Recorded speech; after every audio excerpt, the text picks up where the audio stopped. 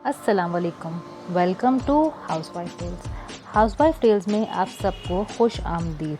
कैसे हैं आप सब लोग? उम्मीद है आप लोग बिल्कुल ठीक ठाक होंगे, खैरियत से होंगे। आज मैं आप लोगों के लिए जो नावल लाई हूँ उसका नाम है रापुंज़ल, और ये इस नावल की 14वीं किस्त है। मैं फ़िल्म बनाना चाहता हूँ, इसने पुरअज़्म लहजे में कहा। हबीब रिजवी ने इसकी जानिब देखा और इसके अंदाज़ को जी भर के दाद दी। मैं आपके हौसले की दाद देता हूँ, उसने मुस्कुरा कर कहा था। रख्शी ने हबीब रिजवी को इंडस्ट्री का सबसे शातिर दिमाग कहकर काशिफ से मिलवाया था। वो डायरेक्टर था और नए नए तजुर्बात करता रहता था। उसने सवालिया अंदाज में उनकी जानिब देखा। दरिया में रहकर मगरमच्छ से बैर पाल लिया है आपने, और फिर ज़िद भी ये है कि आखिरी किनारे तक जाएंगे। यह आपका हौसला ही तो है। वो हंसा था। रख्शी ने यकीनन उसे काशिफ और इसहाक गुल के झगड़े के बारे में बता दिया था। काशिफ को इसकी वजाहत के बाद कोई इसके हिम्मत हौसले की दाद दे रहा था। उसे अपने बदन में जोश की एक नई लहर उभरती हुई महसूस हुई। इसीलिए हबीब रिजवी का अगला जुमला उसे भाया नहीं था। देखें काशिफ साहब, मैं ज़्यादा बातें बनाने वाला फ़नकार नहीं हूँ, ना ही अदीब या शायर हूँ कि अल्फाज को घुमा फिरा कर खूबसूरत शक्ल देकर एक तल्ख बात को आपकी समातों के लिए काबिल कबूल बना सकूँ। हकीकत यह है कि आपने गलत फ़ैसला किया। इसहाक गुल से झगड़कर आप यहाँ अपनी जगह नहीं बना पाएंगे। इंडस्ट्री में पुराने लोगों के लिए जगह तंग होती जा रही है और आप तो बिल्कुल ही नए निकोर हैं। कोई तजुर्बा नहीं, कोई बैकग्राउंड नहीं। यहाँ बड़े घाक लोग बैठे हैं, आप ये सब हैंडल नहीं कर पाएंगे। वो वजाहत करते हुए बोला, अब ऐसी भी कोई बात नहीं है रिजवी साहब। सैयद इसहाक गुल और कंपनी को ज़्यादा ही सर चढ़ा रखा है आप सब ने। मुझे समझ में नहीं आता कि इंडस्ट्री के ऐसे पुराने माल को ज़रूरत से ज़्यादा अहमियत देने की क्या ज़रूरत है। पूरी इंडस्ट्री को इन लोगों ने यरगमाल बना रखा है, लेकिन कब तक? आखिर कभी तो इन पुरानी चीज़ों को मतरूक करार देना ही पड़ेगा। और फिर नया होना कोई खामी थोड़ी है। हम नए हैं तो क्या, कभी तो पुराने होंगे ना। तजुर्बा तो काम करने से ही आता है। समंदर में उतरेंगे तो ही तैरना सीख जाएंगे ना रिजवी साहब। यही चलन है ज़माने का। कोई भी इंसान माँ बाप के पेट से सीख कर डिग्री लेकर नहीं आता। वो इनकी बातों को चुटकियों में उड़ाकर बोला था। मैं इस बात से इनकार नहीं करता, लेकिन समंदर में आंखें बंद करके नहीं, नाक बंद करके छलांग लगाई जाती है। यानी हालात और वक्त के मुताबिक ख़ुद को ढालना ही दानिशमंदी है। आप फिल्म बनाएं। इंडस्ट्री को पुरजोश लोगों की बहुत ज़रूरत है, लेकिन तजुर्बा और जोश दोनों ही ज़रूरी हैं। इस हाकुल से बैर पाल कर आप किसी भी स्टूडियो में काम नहीं कर पाएंगे। मेरी माने तो सैयद साहब से सुलह कर लें। आप कहें तो मैं सालसी की कोशिश करूं। उसने पेशकश की। काशिफ ने नागवारी से सर हिला दिया।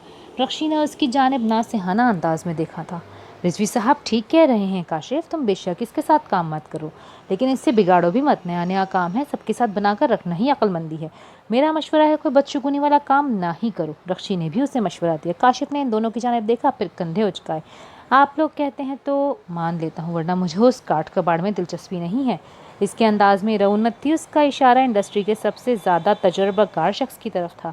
रख्शी ने इसको चने के इतने ऊंचे झाड़ पर चढ़ा दिया था कि बाकी सब उसे अपने सामने बोने नजर आ रहे थे। इसने अपने आप को कुछ ज़्यादा ही हीरो समझना शुरू कर दिया था। हबीब रिजवी ने अपनी मेज़ पर पड़े टेलीफोन का रिसीवर उठाकर नंबर मिलाना शुरू किया था। चंद लम्हों बाद कॉल रिसीव कर ली गई। इसके भी चंद लम्हे बाद इसहाक गुल लाइन पर था। स्पीकर ऑन कर दो रिजवी, काशिफ तक भी सारी गुफ्तगू पहुंचनी चाहिए, रख्शी ने कहा था। हबीब रिजवी ने स्पीकर ऑन कर दिया था। ये सादा पुलाव ही बनवाया है, कौरमा नहीं बनवाया। अब इन लोगों का क्या करूँगी जो चावल नहीं खाते। सारा ख़ानदान भूखा बैठा है बाहर, और खुदा झूठ ना बुलवाए तो हर घर में 3 न सही कम से कम 2 तो ज़रूरी शुगर के मरीज़ निकल आएंगे। चावलों को देखकर सबने ही नाक मुँह चढ़ानी है। मुझे तो खुद डॉक्टरों ने चावल से परहेज़ बताया है। वैसे तो अल्लाह का शुक्र है मुझे शुगर नहीं है, लेकिन रात के वक्त चावल हज़म नहीं होते। इससे बेहतर था दूध दे के हलीम की उतरवा लेते, खर्चा भी बच जाता और सब खा पी के रुखसत हो जाते। अब ये चावल कौन खाएगा, कौन इनकार कर देगा, मुझे क्या खबर। ये नौशीबाजी की सास थी। नैना की निगरानी में खाला ने पुलाव के बड़े बड़े देगचे बावर्ची खाने में रखवाए थे। एक का ढक्कन उठाते ही नौशीबाजी की सास खाला किश्वर ने एतराज़ करना शुरू कर दिया था। इनके ख़ानदान में ये रिवायत थी कि जिस घर में मर्ग होती थी, इस घर की बहू के मैके वाले जनाजे से फरागत के बाद सारे ख़ानदान को खिला पिला कर रुखसत करते थे। जिनको पुलाव नहीं खाना, इनके लिए चाय बनवाई है, पापे और डबल रोटी भिगो भिगो के खा लें। ये जवाब नैना ने नहीं दिया था। ये आवाज़ बावर्ची खाने के एक कोने से आई थी। नैना ने देखा और फिर दोबारा से गहरी सांस भर के دیگچے کا ڈھکن ٹھیک کرنے لگی۔ مرحومہ اس کی سگی بہن نہیں تھی، لیکن سگی بہن سے بھی بڑھ کر تھی، اور پھر ایسی جوان سال ناگہانی موت نے تو اہل خانہ کو بھی تڑپا دیا تھا۔ نوشی باجی کے ساس کے انداز نے اسے پریشان نہیں کیا تھا، وہ ایسی ہی تھی، خود غرض اور منہ پھٹ، اور یہ بات کسی سے ڈھکی چھپی نہیں تھی۔ لیکن نینا نے کبھی ان سے زیادہ بات نہیں کی۔ نوشی باجی ہمیشہ سے ٹوک دیا کرتی تھی کہ کہیں ان کی بدتمیزی انہیں بری نہ لگ جائے، اسی لیے ابھی بھی وہ چپ رہی تھی۔ وہ اور زری زیادہ تر وقت مہر کے ساتھ ہی رہی تھی۔ سارا خاندان تھو تھو کھرے گا کہ آصف کے سہرے ایسے بھوکے ننگے تھے کہ چائے پاپے کھلا کر بھیج دیا۔ خالہ نے تڑک کر اس کی سمت دیکھ کر جواب دیا جہاں سے انہیں مشورہ دیا گیا تھا، پہلے آپ فیصلہ کر لیں کہ سارے خاندان کو ٹی بی ہے یا شوگر۔ تھو تھو کیوں کریں گے بھلا؟ یہ فوتگی والا گھر ہے، کسی کے مامے چاچے کا ولیمہ نہیں ہے۔ قورمے پلاؤ اپنے اپنے گھر جا کے کھائے جا سکتے ہیں۔ وہ اب سامنے آ گیا تھا۔ اس کا نام صحیح رکھا تھا، یہ تو نینا نہیں جانتی، لیکن سب اسے پپو کہتے تھے۔ نوشی باجی کا دیور تھا اور نکھٹو آوارہ کے طور پر مشہور تھا، اسی لیے گھر میں کم ہی نظر آتا تھا۔ او پاگل خانیہ، تیرے بیچ میں بولنا ضروری نہیں ہے، یہ خاندانی نزاکتیں ہیں، دنیا داری کو کرنی پڑتی ہیں۔ مرنے والوں کے ساتھ مرا تھوڑی جا سکتا ہے، پیٹ سب کے ساتھ لگا ہے، صبح سے مرگ والے گھر میں آئے بیٹھے ہیں، بھوک لگنا فطری سی بات ہے، لیکن تیرے کھوتے دماغ میں نہیں آئیں گی یہ باتیں، تو چپ ہی رہے۔ خالہ کشور سے گھور کر بولی تھی، پیٹ سب کے ساتھ لگا ہے، دل نہیں لگا کیا؟ یا وہ گھروں میں پانی والے کولر میں رکھا ہے سب؟ کسی کی بیٹی کسی کی ماں مری ہے اور سارے لوگ اسی کے گھر والوں سے ہی شکایت کر رہے ہیں کہ پلاؤ پکوا لیا، قورمہ کیوں نہیں؟ خدا کے غضب سے ڈرے ماں جی، لوگوں سے ڈر ڈر کر تو خالی خاک ہاتھ نہیں آنے والی۔ وہ بعجلت بولا تھا، پھر اس نے اکیلے ہی بڑا سا دیگچہ اٹھایا اور بالکل ایک طرف کر دیا۔ اس کے بعد دوسرے کے ساتھ بھی یہی عمل دہرایا۔ دیگچہ کافی بھاری تھا اور وہ اتنا دبلا پتلا سا تھا کہ اس عمل نے نینا کو حیران کیا۔ خدا سے نہ ڈرتی ورتی تو اب یہ دیگچے واپس بھجوا دیتی، مگر میری عادت نہیں ہے ایسی، بڑا نرم دل ہے میرا تو۔ رانی بنا کر رکھا ہوا تھا میں نے نوشی کو، یہ بہن کھڑی ہے اس کی، اسی سے پوچھ لو، مجال ہے کبھی شکایت کا موقع دیا ہو۔ وہ موقع کی نزاکت احساس کیے بغیر شروع ہو گئی، لیکن آواز بہت دھیمی تھی جو باورچی خانے کی حد تک ہی محدود تھی۔ نینا کا دل چاہا وہ یہاں سے نکل کر واپس صحن میں چلی جائے جہاں اس کی امی اور خالہ بیٹھی تھیں، لیکن خالہ نے ہی کہا تھا کہ یہ دیگچے کچن میں رکھوا کر میرا انتظار کرنا۔ جی جی، ایک آپ کا دل نرم اور ایک آپ کے بیٹے کا، اتنا نرم کہ بیوی کے مرنے پر جنازے میں شرکت کے لیے نہیں آ سکا۔ بہت غلط کیا بھائی نے، اتنی اچھی تھی نوشی باجی لیکی۔ تو وہ تعصب بھرے لہجے میں بولا۔ خالہ کشور نے گھر کر پھر اسے دیکھا تھا۔ کیسے آ جاتا؟ چوبرجی سے نہیں آنا تھا، سعودیہ سے آنا تھا، اور وہ تو بیچارہ آنا چاہتا ہی تھا، لیکن میت کی حالت ہی ایسی نہیں تھی کہ اسے رکھا جا سکتا۔ اس کے یہاں پہنچنے تک تو دفنائے ہوئے بھی 24 گھنٹے گزر جانے تھے، پھر کاہے کو ٹکٹ پر پیسے خرچ کر کے آتا؟ وہ تنک کر بولی۔ نینا کو ان کی بات سن کر بھی کوئی افسوس نہیں ہوا۔ نوشی باجی چلی گئی تھی، اس کے دل میں اب اس خاندان کے لیے کوئی جگہ نہیں تھی۔ اس کے لیے نوشی باجی مرحوم نہیں تھی، آصف بھائی مرحوم ہو گئے تھے۔ ماں جی جانے دیں یہ سب بیکار کی باتیں، آپ نے بھائی کو روک دیا کہ 2 مہینے بعد جب روزی کی شادی ہوگی تبھی آنا، ابھی آؤ گے تو ٹکٹ کے پیسے ضائع ہوں گے۔ آپ کو اور آپ کے بیٹے کو انسانوں کی نہیں ریالوں کی بہت فکر ہے۔ وہ لگی لپٹی رکھے بغیر بولا۔ ہاں ہاں، مرن جوگا ہوئے تھے، دفع ہو ادھر سے، نکل، شرم نہیں آتی ماں کو ٹوکے لگاتا ہے۔ نینا کی موجودگی کو محسوس کر کے وہ ذرا سا شرمندہ ہو گئی۔ جا رہا ہوں، مجھے بھی کوئی شوق نہیں ہے یہاں کھڑے ہو کر وقت ضائع کرنے کا، اور بیوی آپ تو راستے سے ہٹیں، اندر جا کر بیٹھیں، یہاں کون سی دعائیں مغفرت ہو رہی ہے، ہم سورۃ فاتحہ تو نہیں پڑھ رہے جو آپ یہاں کھڑے ہو کے ساری باتیں سن رہی ہیں۔ وہ کچن کے دروازے سے نینا کی طرف دیکھتا ہوا خدک کر بولا اور باہر نکل گیا۔ ارے بیٹی، اس کی بات کو دل پر نہ لینا، یہ ذرا چھوٹے دماغ کا ہے، بچپن میں ٹائیفائڈ ہو گیا تھا اسے، بڑا علاج کروایا اس کا، لیکن فائدہ نہیں ہوا، اس بیماری کا اثر ابھی بھی دماغ پر ہے۔ وہ وضاحت کر رہی تھی، یہ بات اپنے اس بیٹے کے متعلق وہ پہلے بھی بتاتی رہتی تھیں۔ نکالو ذرا تھوڑا سا پلاؤ، دیکھوں کیسا ہے، بڑے کا گوشت نہیں تو ڈلوایا یہاں پہ، ہمارے یہاں کوئی نہیں کھاتا، سب کا پرہیز ہے، آئے ہائے بھوک تو ہے ہی نہیں، بس رسم دنیا نبھانے کو کھا لیتی ہوں تھوڑا سا، ہائے ہائے اللہ کے کام ہیں سارے۔ وہ دیکھ بھی رہی تھی کہ نینا اپنی جگہ سے ہلی تک نہیں، پھر بھی بولتی جاتی تھی۔ نینا کو جواب دیے بغیر ہی باہر نکل گئی۔ اس کا صبر اور ظرف بس اتنا ہی تھا، کاش ہم نے اس گھر میں بیٹی دینے کے بجائے بکری دے دی ہوتی، زیادہ سکھی رکھتے۔ خالہ کبھی کبھار بہت جلے دل کے ساتھ ہی جملہ بولا کرتی تھی۔ نینا کو یہ جملہ پہلی بار سمجھ آیا تھا، اس کا دل مزید بوجھل ہو گیا، مہر کے لیے اس کے دل میں پھر سے درد اٹھا تھا۔ وہ ڈھونڈتی ہوئی اسے باہر نکل گئی۔ وہ تھکا ہوا وجود لے کر کرسی پر گر سا گیا، ایسا لگتا تھا بہت لمبی مسافت طے کر کے آیا ہے۔ شہرین کو گھر ڈراپ کر کے وہ ڈاکٹر میلوڈینا سے ملنے چلا گیا تھا، اسے سیکنڈ اوپینین درکار تھا۔ انہوں نے بھی ساری رپورٹس دیکھنے کے بعد بائیوپسی کا ہی مشورہ دیا تھا کہ شوکت خانم سے چیک کروا لیں۔ سمی کو ایسے لگتا تھا جیسے ہر لمحہ اس کے لیے ایک نئی اذیت لکھتا چلا جا رہا ہے۔ لاؤنج میں اسے کوئی نظر نہیں آ رہا تھا، وہ چند لمحے ایسے ہی ادموا سا کاؤچ پر بیٹھا رہا۔ پھر وہ سیدھا ہوا، اسے چند ضروری کالز کرنے تھے۔ اماں رضیہ نے اسے اس کے والدین کی آمد کا فون پر بتایا تھا اور یہ بھی اصرار کیا تھا کہ وہ شہرین کے پاس ہاسپٹل آ جاتی ہیں، وہ گھر واپس آ جائے، لیکن سمی نے انکار کر دیا اور کہا کہ وہ انہیں کال کر لے گا۔ اس کے بعد اسے وقت ہی نہیں مل سکا تھا، نہ ہی اس کا دل چاہا تھا۔ اب شہرین کے گھر آ جانے کے بعد اس کا دل چاہا کہ وہ انہیں فون کر لے۔ اسے شہرین کے لیے بہت ساری دعائیں جمع کرنی تھی۔ اس نے سائڈ ٹیبل پر بڑا ٹیلی فون سیٹ اٹھا کر گود میں رکھا تھا۔ امی کی لمبی لمبی کالز کا شوق تھا اور وہ پی ٹی سی ایل سے ہی کال کرتی تھی، اسی لیے اس نے اس فون کو استعمال کرنے کا سوچا تھا۔ رنگز جاتی رہیں، پھر گھر کی ملازمہ نے فون اٹھا لیا۔ باجی امی کو بلوا دے، میں سمی، اس نے اتنا ہی کہا اور پھر انتظار کرنے لگا۔ امی نے آنے میں پورے 5 منٹ لیے تھے اور اس دوران سمی سوچتا رہا کہ وہ انہیں کیا کہے کہ جو دل میں شہرین کے خلاف اتنا بغض رکھتے ہیں وہ منٹوں میں ختم ہو جائے۔ یاد آ گئی بیٹا جی، تمہیں ہماری بڑی مہربانی، امی نے فون اٹھاتے ہی پہلا طنزیہ جملہ بولا۔ سمی کو ذرا بھی دکھ نہیں ہوا، اسے احساس تھا اسے ان سے ملاقات نہ کر کے اچھا نہیں کیا۔ آئی ایم سوری امی، دراصل شہرین ٹھیک نہیں تھی، اس نے اتنا ہی کہا کہ امی نے اس کی بات کاٹ دی۔ شکر ہے تمہیں سمجھ آ گئی کہ شہرین ٹھیک نہیں ہے، یہی بات میں تمہیں سمجھانا چاہ رہی تھی۔ امی خدا را ختم کریں یہ غصہ، بیمار ہے وہ، بہت بیمار۔ اس نے گہری لمبی سانس بھرتے ہوئے التجا کی۔ بیٹا جی تم اس کے نخرے اٹھانا بند کر دو، دوسرا بچہ پیدا کرنے جا رہی ہے، اب تو سمجھ لو اس چالاک عورت کی رمزیں، وہ انگلیوں پر نچا رہی ہے تمہیں، وہ چلا کر بولی تھی۔ انہیں اس بات کا بہت ہی زیادہ غصہ تھا کہ سمی اور شہرین نے ان سے یہ بات چھپائی اور پھر سمی نے ان کی اپنی آمد پر ان سے ملاقات بھی گوارا نہیں سمجھی۔ دوسرا بچہ، یہ کس نے کہہ دیا آپ سے؟ سمی انتہائی حیران تھا۔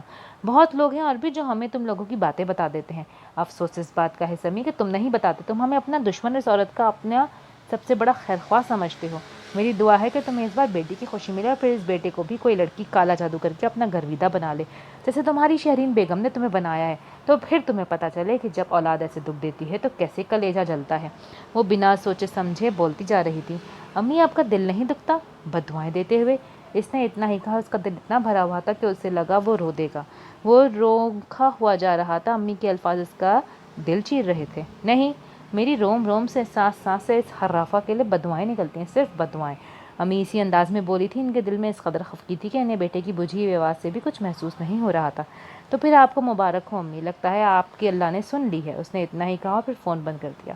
مزید کیا کہتا وہ؟ اسے لگا تھا بس بھری ہوئی آنکھیں بہنے کو بےتاب ہیں یا شاید بہہ ہی جاتی کہ سمی کو احساس ہوا وہ کسی کی نگاہوں کی زد میں ہے۔ اس نے ادھر ادھر دیکھا، اسے کوئی نظر نہیں آیا۔ پھر اس کی نگاہ اپنے پاؤں میں پڑے بال پر پڑی۔ بال کو دیکھتے ہوئے اسے احساس ہوا کہ کوئی اور بھی ہے، وہ ایمن تھی اور اسی کی جانب دیکھ رہی تھی کہ شاید وہ بال اٹھائے گا اور اسے دے دے گا۔ سمی چند لمحے اس کا چہرہ دیکھتا رہا، بنا کچھ کہے، بنا کچھ سنے۔ میرا دل چاہتا ہے میری بیٹی بالکل تمہارے جیسی ہو، اس کے کانوں میں اپنا ہی کہا ہوا جملہ گونجا تھا۔ کیوں؟ شہرین کا مسکراتا ہوا سراپا کیسے آنکھوں کے سامنے سج گیا تھا؟ اس لیے کہ دنیا میں خوبصورتی کی کمی ہوتی جا رہی ہے، دنیا کو خوبصورت لوگوں کی ضرورت ہے، تمہارے جیسے لوگوں کی، اس نے کبھی کہا تھا اور شہرین کھلکھلا کے ہنستی تھی۔ میری دعا ہے کہ میری بیٹی اپنی دادوں جیسی ہو، وہ مجھ سے بہت ناراض رہتی ہیں، ان کی پوتی ان جیسی ہوگی تو وہ ان سے اور بھی زیادہ پیار کریں گی، پھر شاید ان کی ناراضگی مجھ سے ختم ہو جائے۔ شہرین کے چہرے پر کیسی معصومیت چمکنے لگی تھی۔ سمی کو یاد آیا تھا، اس نے ایمن کا چہرہ دیکھا اور بنا اسے مخاطب کیے، اس کا بال تھمائے اسے کوئی مثبت رسپانس دے، وہ اپنی جگہ سے اٹھ کر سیڑھیاں چڑھ گیا۔ اسے پتہ ہی نہیں چلا ایمن اسے کیسی نظروں سے دیکھ رہی تھی۔ بادشاہ، یہ کیسے ممکن ہے کہ رضوی فلم بنائے اور اسحاق گل اس کے کندھے کے ساتھ کندھا ملا کر کھڑا نہ ہو؟ حبیب رضوی نے ابتدائی الیکس الیک کے بعد مدعا بیان کیا۔ مبارکہ جناب، مبارکہ، جمجماؤ۔ دوسری جانب سے آنے والی آواز اسپیکر کے ذریعے سے کمرے میں گونجی تھی۔ نیا لڑکا متعارف کراؤں گا، کاشف نثار، بڑا چن کر ہیرا ڈھونڈا ہے، آئے گا اور چھا جائے گا۔ کاشف کا اس کے چیچنے پر انداز پر ناگواری کا احساس ہوا۔ اچھی بات ہے بھائی، نئے نئے تجربے ویسے بھی راس آ جاتے ہیں، تمہیں میری نیک تمنائیں تم سب کے ساتھ ہیں۔ آواز میں وہی پرانی گرم جوشی نمایاں تھی۔ کاشف نے چیئر کی پشت سے ٹیک لگا لی، شاید سید اسحاق کو یاد بھی نہیں تھا کہ اس کے بارے میں کسی نے اسے کچھ کہا تھا۔ سید صاحب، آپ کو اپنے ہیرو سے ملوانا چاہتا ہوں، وقت نکال کر کسی روز کھانے پر آئیں، تازہ مچھلی کو مسالے لگوائیں گے، تمبولا اور ہوموس یعنی عربی چٹنی سلاد کے ساتھ دبئی کا ذائقہ بھول جائیں گے آپ، ساتھ آپ کی پسندیدہ امپورٹڈ بوتل بھی ہوگی۔ وہ قہقہے لگاتے ہوئے پیشکش کر رہا تھا۔ ضرور ضرور، کیوں نہیں، آج ہی رکھ لو، دل نشین کو بھی بلوا لو۔ مچھلی ہو، امپورٹڈ بوتل ہو اور کوئی خوبصورت غزل نہ سننے کو ملے تو ہر چیز ادھوری ادھوری سی لگتی ہے۔ سید اسحاق گل نے رضامندی دی۔ حبیب رضوی نے تابعداری سے سر ہلایا جیسے وہ اس سے ٹیلی فون ریسیور سے ہی دیکھ رہے ہوں۔ دل نشین کہاں ہم غریبوں کی دعوت قبول کرے گی، وہ اب گورنر ہاؤس میں غزلیں سنانے جاتی ہے، ایوان صدر میں جلوے بکھیرتی ہے، ہمارے تو فون کا جواب بھی نہیں دیتی سر جی، مگر تسی فکر نہ کرو، رخشی ہے نا، اس کی آواز میں میڈم نور جہاں کے گانے سنیں گے۔ حبیب رضوی نے اسی انداز میں کہا۔ نہیں، سید اسحاق کی قطعیت بھری آواز ریسیور میں ابھری، اس کی شکل بھی نہیں دیکھنا چاہتا میں، ہر گاہ میں ماچھے کو اٹھا کے لے آتی ہے، ٹکے ٹکے کے لوگوں کے ساتھ پھرتی ہے، 100 روپے لے کر میڈم کے گانے گا دیتی ہے، دماغ پھر گیا ہے اس کا، ادب آداب بھولتی جا رہی ہے، انسان کی پرکھ بھی نہیں رہے سے، اس کا باپ ختم ہو چکا اب، وہ ناگواری بھرے لہجے میں بول رہا تھا۔ یہ ایک تیر دو شکار ہو گئے اور بالکل بھی بے خبری میں ہو گئے، جہاں کاشف اور رخصی کے چہرے کا رنگ بدلا وہاں حبیب رضوی بھی ڈگمگا سا گیا۔ آپ ناراض کیوں ہوتے ہیں؟ اپنی لڑکی ہے، کوئی غلطی شلطی ہو گئی ہو تو معاف کر دیں، لیکن منہ نہ موڑیں، آپ کے آشیرواد کے بغیر تو وہ واقعی ختم ہو جائے گی، میری فلم تو پھر ڈبے میں پڑی رہ جانی ہے۔ وہ لجاجت بھرے لہجے میں بولا۔ رخشی برا سا منہ بنا کر حبیب رضوی کے عقب سے ہو کر سامنے کرسی پہ آ بیٹھی۔ کاشف نے اس پر جتاتی ہوئی نظروں سے اسے دیکھا۔ میرے لیے تو وہ ویسے ہی ختم ہے رضوی، میں اب اس کی شکل بھی نہیں دیکھوں گا۔ سید اسحاق نے اتنا کہا، پھر وہی قصہ دوبارہ سنانے لگا کہ رخشی کیسے ایک عام سے بندے کو اٹھا کے اسٹوڈیو میں پھر رہی ہے اور اس بندے نے اس کی بڑی بے عزتی کی ہے۔ اسحاق گل نے کاشف کے کہے جملے کو مرچ مسالہ لگا کر حبیب رضوی کو سنایا۔ کاشف نے اس دوران بہت مشکل سے خود کو کچھ بھی کہنے سے روک رکھا تھا، کیونکہ حبیب رضوی مسلسل ہونٹوں پر انگلی رکھ کے اسے خاموش رہنے کا اشارہ کر رہا تھا۔ میرے منہ پہ کہتا ہے کہ مجھے فلم بنانی نہیں آتی، اور مجھے کہتا ہے کہ میں فلم بنا کے دکھاؤں گا کہ فلم بنتی کیسے ہے، اور مجھے تڑیاں لگا رہا تھا، اور وہ رخشی بھی اس کے ساتھ تھی، وہی لائی تھی اسے، وہ رخشی کل کی لڑکی جس کی دو ٹکے کی عزت نہیں تھی، جسے داتا دربار سے میں اٹھا کر انڈسٹری میں لایا تھا، عزت دلوائی، کام دلوایا، وہی میرے آنکھوں میں آنکھیں ڈال کر اس نیچ انسان کا ہاتھ پکڑ کر باہر نکل گئی۔ اب میں بھی دیکھتا ہوں کیسے فلم بناتے ہیں، اتنا ہی ماٹھا سمجھ رکھا ہے اسحاق گل کو، جس کا دل چاہے گا وہی منہ اٹھا کر فلم بنا لے گا کیا، اب یہ ہمیں ہمارے کام سکھائیں گے۔ وہ بہت غصیلے انداز میں بات کر رہا تھا، اور اس نے جس طرح سے الفاظ استعمال کیے اس سے کاشف کا پارا بھی بہت ہائی ہو گیا، رخشی کے چہرے کا تاثرات بھی بالکل بدل گئے۔ حبیب رضوی نے ان دونوں کو دیکھتے ہوئے پہلے فون کا اسپیکر اور پھر چند لمحوں بعد فون بھی بند کر دیا۔ اسحاق گل، تیری میری ختم ہو گئی، بس رخشی سے مک گئی تیری، اب تو میں 100% کاشف کے ساتھ ہوں، وہ سارے گوروں سے سکھاؤں گی جو فلم بنانے میں کام آتے ہیں۔ یہ اسحاق گل سمجھتا کیا ہے خود کو، اسے تو اب رخشی مزہ چکھا جائے گی۔ رخشی بڑبڑا رہی تھی۔ اسحاق کے انتہائی حد تک آمیز رویے سے کاشف کے دل میں فلم بنانے کا خیال مزید پختہ ہو گیا، وہ اپنے فیصلے پر مزید مستحکم ہوا تھا۔ نینا کچھ کھا لو، امی نے اس کے لیے پلیٹ بنائی تھی، پھر بہت امید سے اس کے لیے لے کر آئی تھی۔ وہ اپنے بستر میں لیٹی تھی، لحاف اپنے اوپر ڈال کر کہ گردن کے سوا سارا کا سارا وجود چھپا ہوا تھا، حالانکہ موسم میں کوئی خنکی نہیں تھی، پنکھا فل اسپیڈ کے ساتھ چل رہا تھا اور کمرے کی کھڑکی بھی کھلی ہوئی تھی۔ اس کے باوجود انہیں اسے اس طرح سے لیٹ کر دیکھ کر بے حد گھٹن اور الجھن محسوس ہوئی۔ نوشین کے انتقال کو 5 دن گزر چکے تھے، وہ سب خاندان میں ہونے والے اس نقصان کو برداشت کرنے کے عمل سے گزر رہے تھے۔ ان کی بہن نے اپنی بیٹی کھوئی تھی تو گھر کے بیٹوں کے لیے بہن نہیں رہی تھی، وہ ان کی بھانجی تھی، وہ سب افسردہ تھے۔ لیکن نینا کا حال سب سے برا تھا، چند دنوں میں اس کا چہرہ بالکل پھیکا پڑ گیا تھا، وہ برسوں کی بیمار لگنے لگی تھی۔ یہ بھی اس کی عجیب سی شخصیت کا ایک رخ تھا، یا تو کسی سے الفت کا مظاہرہ کرتی ہی نہیں تھی، لیکن جس سے کرتی تھی پھر اس پر جان مارنے کو تیار ہو جاتی۔ نوشین سے اس کی محبت ڈھکی چھپی نہیں تھی، لیکن اس کے اس طرح چلے جانے سے وہ اتنا اثر لے گی یہ بھی ان کے گمان میں نہیں تھا۔ مجھے بھوک نہیں ہے امی، وہ لیٹے لیٹے بولی، انداز میں پشمردگی بے حد نمایاں تھی۔ اس سے پہلے کہ امی مزید کچھ پوچھتی وہ اپنا منہ چھپائے ہوئے بولی، امی میں نے آپ سے کہا تھا مہر سے ملنے چلتے ہیں، اسے کچھ دن کے لیے یہاں لے آتے ہیں۔ امی نے گہری سانس بھری، کیسے لے آئے بیٹا، اس کی دادی سخت برا مانتی ہیں، کل ہم کلمہ طیبہ کا ورد کرنے گئے تو سب کے درمیان بیٹھی کہتی ہیں کہ بس 3 دن ہو گئے، 3 دن کا ہی سوگ ہوتا ہے، اب نہ آئے کوئی منہ اٹھا کے۔ تمہاری خالہ نے کہا کہ مہر کو ہمارے ساتھ بھجوا دیں، تو ناک چڑھا کے بولی، مجھے تو کوئی اعتراض نہیں، دادی کے گھر رہے یا نانی کی ایک ہی بات ہے، لیکن مہر کے باپ نے منع کیا ہے، وہ کہتا ہے ایسے بچی کو ماں کے بغیر رہنے کی عادت نہیں رہے گی، اس کی عادتیں خراب ہو جائیں گی۔ امی کی آواز میں قدرے تعصف تھا، یہ نینا کو بھی محسوس ہوا۔ آپ چلیں تو صحیح، میں خود ان سے بات کر لوں گی۔ اس نے لحاف ابھی بھی منہ سے نہیں اتارا تھا۔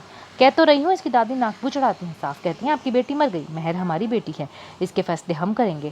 امی کو نوشین کی ساس کا لہجہ یاد آیا، ان کے چہرے کے تاثرات بھی بگڑ سے گئے۔ نینا خاموش ہو گئی۔ اچھا اٹھو، کھانا کھاؤ، وہ اسے پھر سے اٹھنے کی تحریک دے رہی تھی۔ مجھے بھوک نہیں ہے، جواب آیا۔ میں جانتی ہوں، لیکن اٹھو تو صحیح، دیکھو اتنے مزے کے قیمہ کریلے بنائے ہیں زری نے، سلاد اور پودینے کی چٹنی بھی ہے، تھوڑا سا کھا لو، وہ بہت پیار بھرے لہجے میں بولی تھی۔ وہ پھر بھی نہیں اٹھی۔ امی نے آگے بڑھ کر اس کا لحاف تھوڑا سا ہٹانا چاہا۔ نہیں کرے امی، سونے دیں، وہ چڑ کر بولی۔ امی نے گہری سانس بھری، وہ دن بدن بہت چڑچڑی ہوتی جاتی تھی اور انہیں اس کی اسی بات پر غصہ آتا थोड़ा सा खा लो, शक्ल देखो बहुत कमज़ोर हो रही हो। उठो शाबाश, खाना खाओ, नहाओ, कपड़े तब्दील करो। वो उससे उठने की तहरीक फिर से देने लगे। मेरा दिल नहीं चाह रहा, कहा तो है नहीं खाना, क्यों मेरे पीछे पड़ गए हैं सब के सब। वो उकताकर बोली, अंदाज में बदतमीजी नुमाया थी। अम्मी ने गहरी सांस भरकर उसे देखा। वो कभी कभी अपनी बदमिजाजी से उनका किस कदर दिल दुखा देती थी।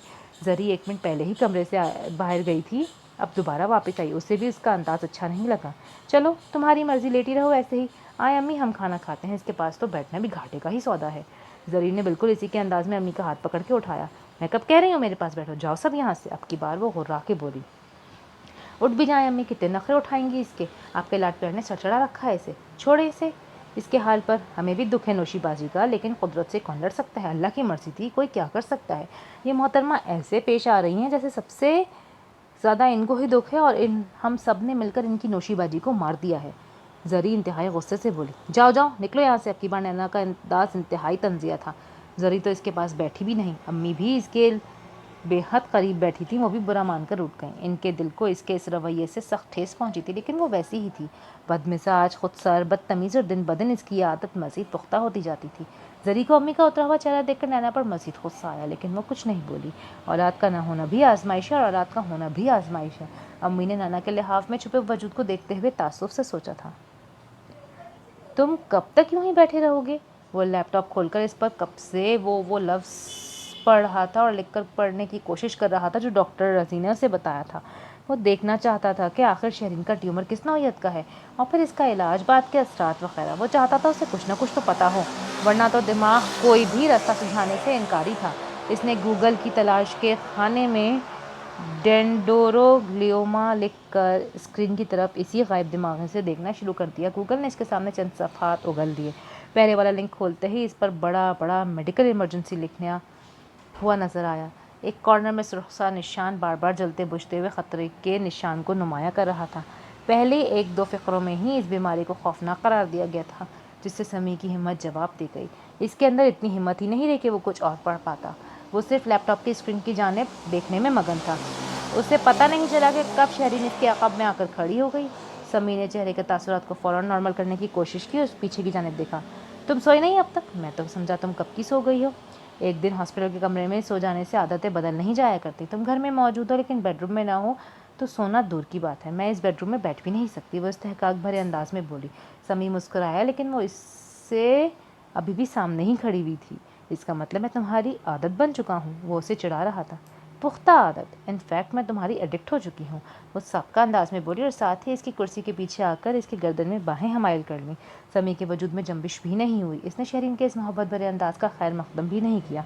शहरीन के दिल को एक ठेस सी पहुंची, सीने में कहीं फिर टीस उठी। उसे समी के अंदाज इस कदर बदले बदले लग रहे थे कि वो परेशान हुई जा रही थी, जबकि समी को एहसास भी नहीं हो रहा था। एडिक्शन कोई अच्छी चीज़ तो नहीं होती। समी मुस्कुराया, शायद उसे बहलाने के लिए मुस्कुराने की सही करी। अच्छी चीज़ की एडिक्शन हो जाए तो फिर इससे अच्छी चीज़ कोई नहीं होती। वो एक एक लफ्ज़ पर जोर देते हुए बोली और जताने लगी। दिल में ख्वाहिश उठी कि समी इसके हाथ पर अपना हाथ रख दे। उसे शदीद एहसास हुआ कि जिस दिन से इसकी अम्मी ने समी की तस्दीक की है, इस दिन से समी का रवैया उसके साथ बदल सा गया है और ये बात उसे बहुत अजियत दे रही थी। क्या सोच रहे हो?